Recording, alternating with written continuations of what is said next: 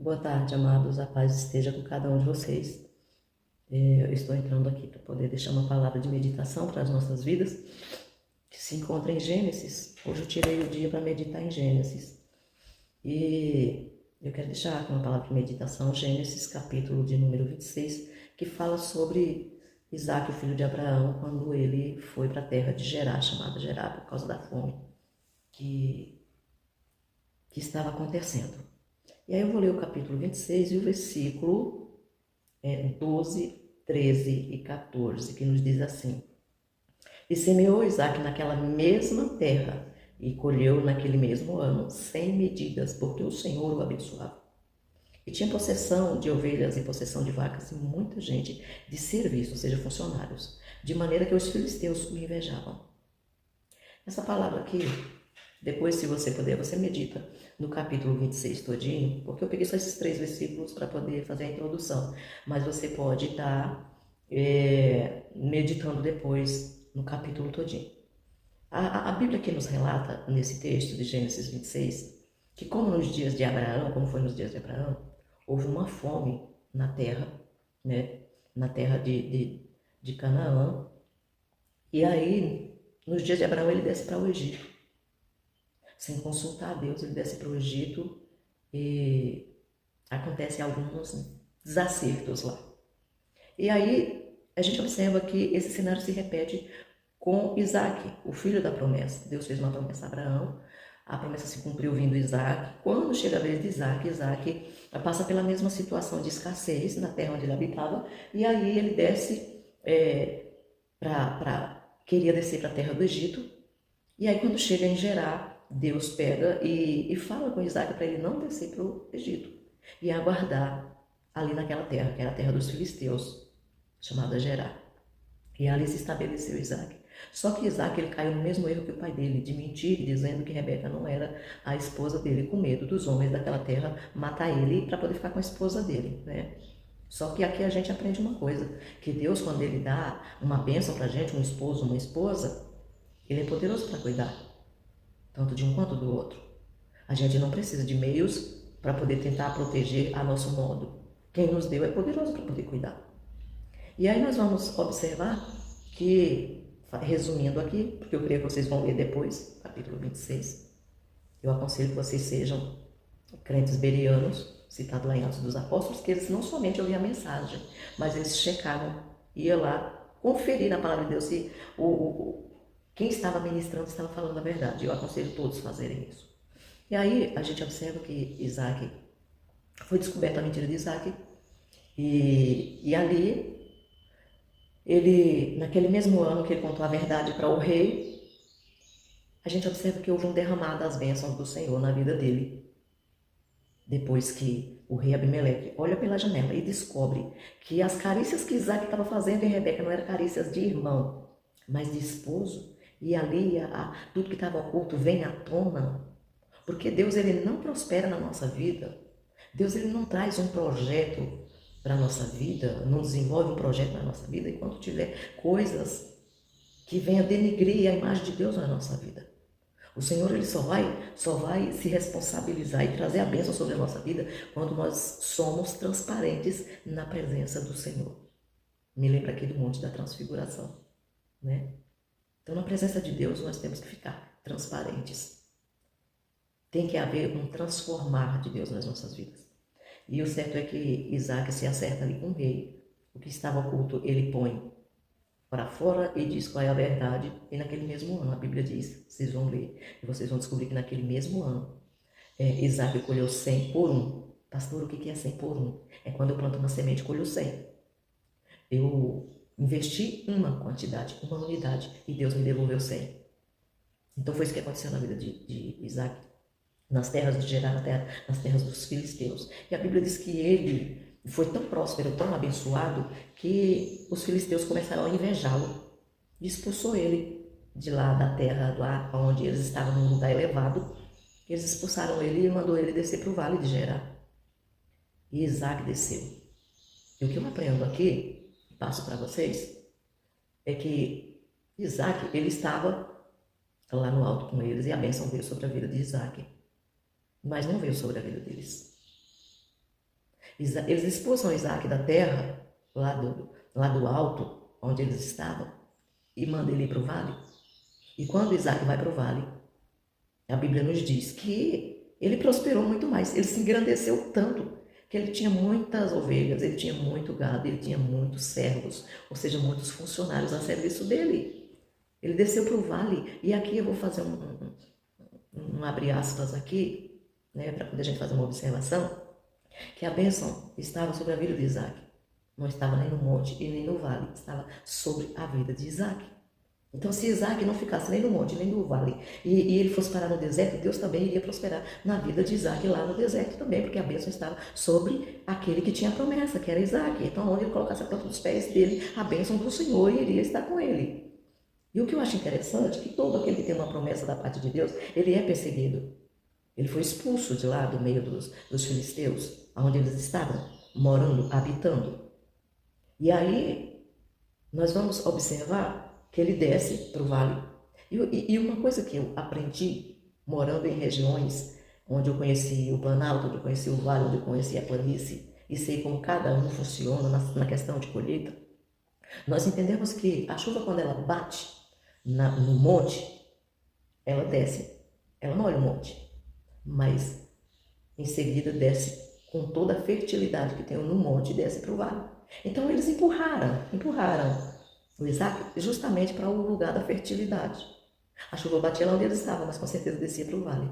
E lá no vale, a Bíblia diz que Isaac começou a abrir os poços que na época de Abraão, pertencia a Abraão, estavam em uso. Ele começou a pôr esses poços para funcionar de novo. E a inveja era tão grande dos perseguidores dele que eles vieram lá atrás e começaram a entulhar os poços, jogar entulho. Entulho hoje seria lixo, seria monturo. Ou seja, eles pegavam e entupiam os poços que Isaac ia cavando e dando água. Isaac, como filho da promessa, ele não batia de frente, saía na mão, ameaçava de morte porque alguém entulhou o poço dele. Não, ele simplesmente mudava de lugar e abria um outro poço.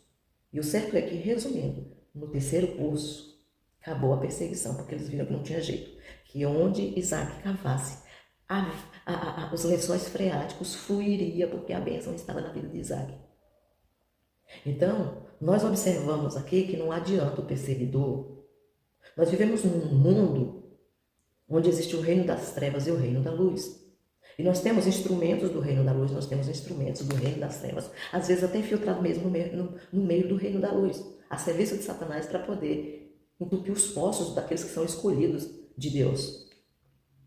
E aí nós vamos observar que eles cansaram de entulhar os poços. E a Bíblia nos diz, nesse mesmo capítulo, que eles viram que não tinha jeito, que a bênção estava com ele. Então se rendeu e resolveu descer até o vale, o lugar da prosperidade, até a pessoa que tinha a promessa da prosperidade, e quis fazer aliança com Isaac. Então o que nós aprendemos com isso? Que não adianta perseguir o povo de Deus, não adianta perseguir quem Deus escolheu e ungiu, chamou para poder expandir o reino dele. Cuidar daquilo que é dele aqui na terra. Não adianta, porque a bênção está com essas pessoas.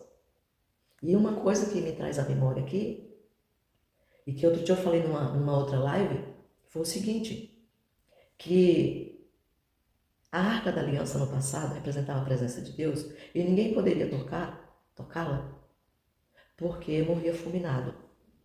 Dentro dessa arca continha as tábuas da lei, que tipifica a palavra, o maná do céu, que fala da provisão de Deus no meio do povo dele.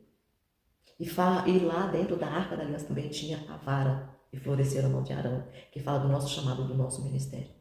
Então, se Deus fez florescer a vara no meio do seu povo, então é melhor que os perseguidores façam aliança com quem Deus floresceu a vara, porque caso contrário vão ficar frustrados.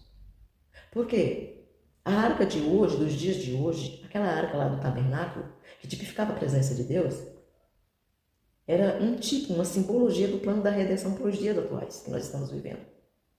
Então a arca do Senhor hoje, quem transporta as tábuas da lei sou eu, é você.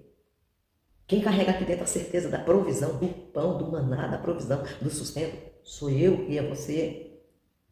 E se o Senhor quis florescer a vara minha e a vara sua, ninguém pode impedir isso. E tentar impedir isso é pedir para morrer. Porque existem muitas arcas por aí que estão vazias, estão ocas. Mas tem arcas que estão cheias da presença de Deus. E tocar na presença, na arca cheia da presença de Deus é pedir para morrer. Tocar na glória de Deus, na presença de Deus, de forma indevida, é pedir para morrer. Então, até nos dias de hoje, Deus ele não deixa impune quem vive sempre de espreitada, procurando um meio, maquinando um meio de tramar maldade contra os ungidos do Senhor. Não adianta.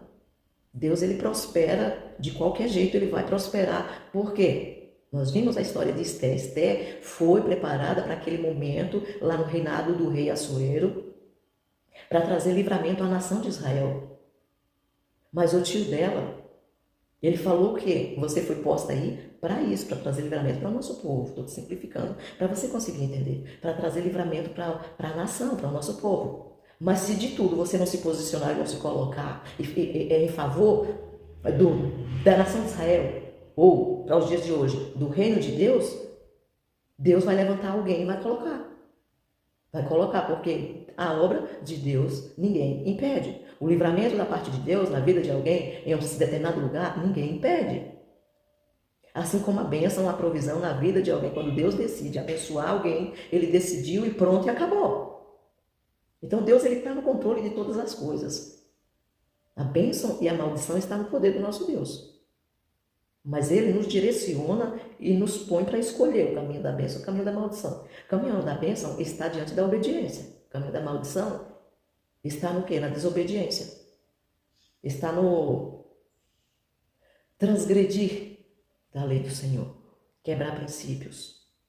E nós vimos aqui, voltando para a passagem de Gênesis 26, que os filisteus, eles resolvem descer e fazer aliança, porque perceberam que Isaac estava mais poderoso do que o povo deles. E Isaac, mediante algumas circunstâncias, ele fez aliança. Então, que nós possamos aprender nessa tarde, sabe? Quem tem a promessa não precisa perseguir ninguém. Quem tem a promessa, se estiver no monte, ele é abençoado. Se ele descer para o vale, ele é abençoado. E se ele for para o deserto, ele vai ser abençoado. Em qualquer lugar que ele colocar a planta dos pés, vai ser abençoado. Porque quem abençoou é poderoso para abençoar. Então fica essa palavra para o nosso coração. Que o Senhor venha prosperar em nossas vidas. Como prosperou na vida de Isaac. Mas que nós também venhamos tomar a postura, a posição que Isaac tomou diante de Deus. Primeiro, de ser transparente diante do Senhor. Não ocultar nada do rei. Que o rei hoje seria o próprio Deus. Não ocultar nada.